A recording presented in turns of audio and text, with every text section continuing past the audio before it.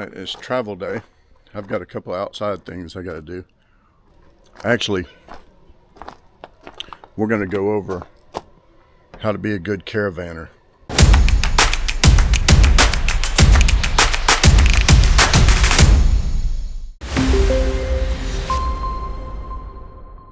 We bought some new radios because the FRS radios that we had really didn't work that great. So we're going to step up to GMRS and give those a shot today, and we're going to tell you how to caravan. All right, so I'm going to show you all the difference between these radios. All right, this is FRS, and it works on the same 22 channels as the GRMS or GMRS radio does. Now, these are fairly expensive, but they only produce anywhere from half to 1 watt, so the distance isn't very great on these. These new ones, they're called TIDRADIO. This is actually the TD-H3. It's a 5 watt radio, but it does GMRS, it does ham radio, and then you can do both of them at the same time. So you can listen to air traffic controllers, radio towers, border patrol, any EMS services, anybody that's talking on those frequencies, this will let you listen to it. FRS, you can't do that. We started our caravan with these. The problem we ran into was that once your caravan gets spread out about 2 miles, the head end can't talk to the tail end, and typically you want your tail end to be your blocker or your road guard. And so the person way up front, when they need to get over, they radio back saying, hey, I need to get over 1 lane, I need to go to the left or right. If you're really advanced, you number the lanes and tell them you need the number 1 lane, the number 2 lane, the number 3 lane, and the tail end hops over and blocks traffic so that everybody can get over. The head end's responsibility is knowing where you're going and communicating that back to the group. Anything that's in the road, you want them to radio that back saying, hey, look out, there's a shredded tire up here at mile marker X or in 30 feet. We're going to give these radios a shot, and hopefully the head can talk to the tail, and this will be an uneventful day, but we'll show y'all some of the communication in the truck. Okay, we're right behind you. Coming in clear here too. I felt like nose to tail, we have those.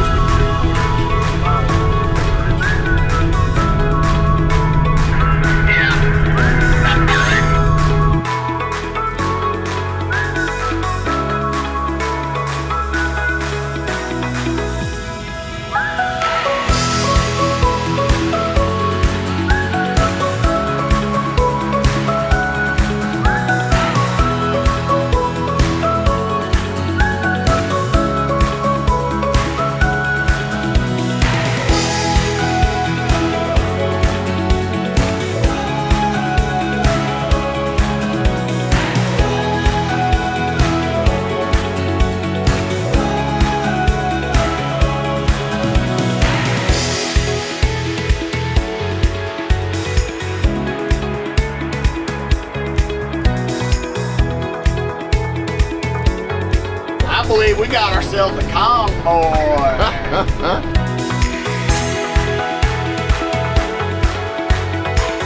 You better feed that baby.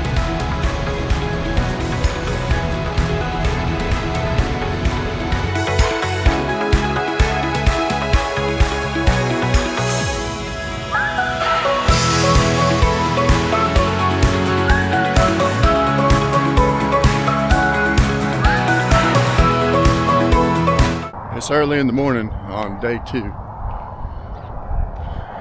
Step 1, when you're going to caravan, 1, all parties need to be on the same page. By that, I mean you need to have your plan down.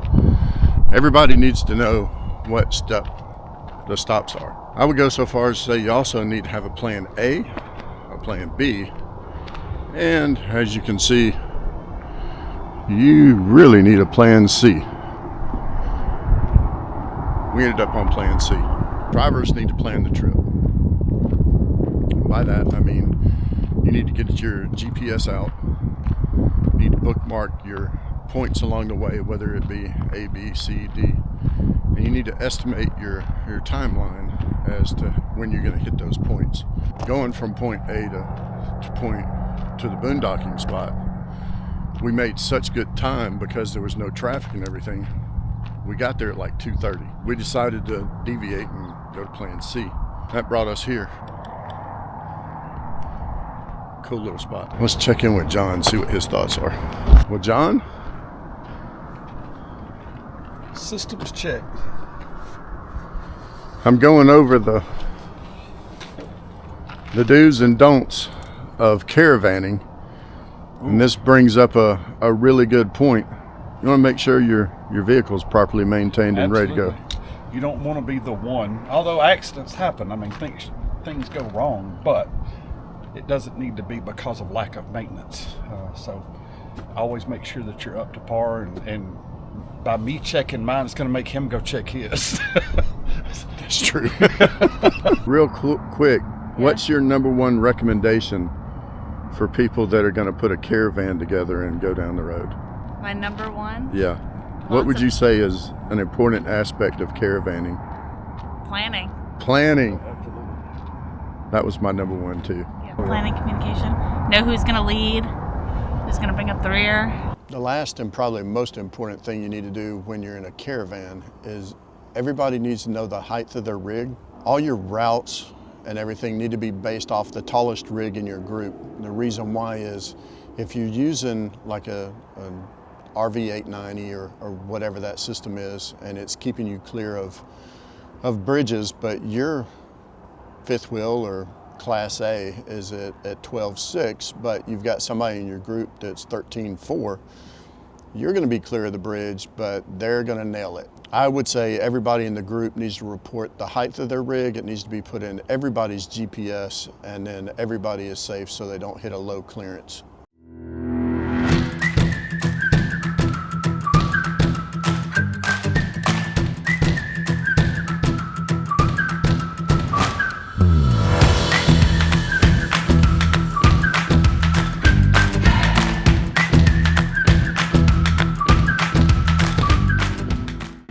So we're at Big Bend National Park, and as you can see, we're here with Coddywampel Travels, and no sticks, no bricks. We got the Jeeps out today, so we're gonna have a little bit of I don't think we're gonna do a lot of trail riding because we're all getting over being fairly sick. We're not sure if it was E. coli, food poisoning, what it was, but it was hell on earth.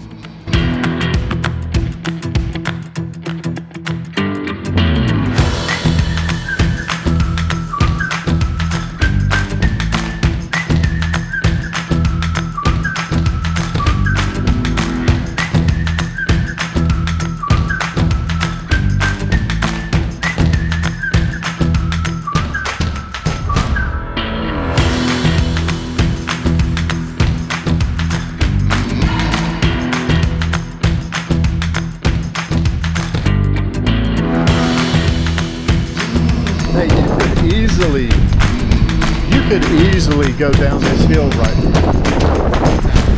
Y'all let us know what this is.